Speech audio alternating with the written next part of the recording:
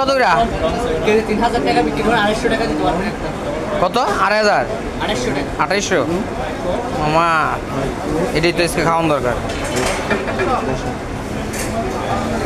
এটা কত? পিসটা?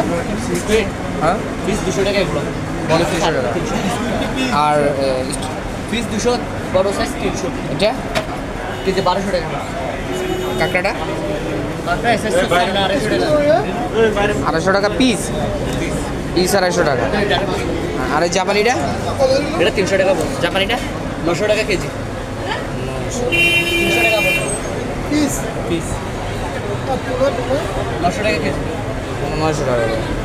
রূপচান্দা পিস 500 টাকা। 500 টাকা রূপচান্দা। ভালো লাগছে তো মামা।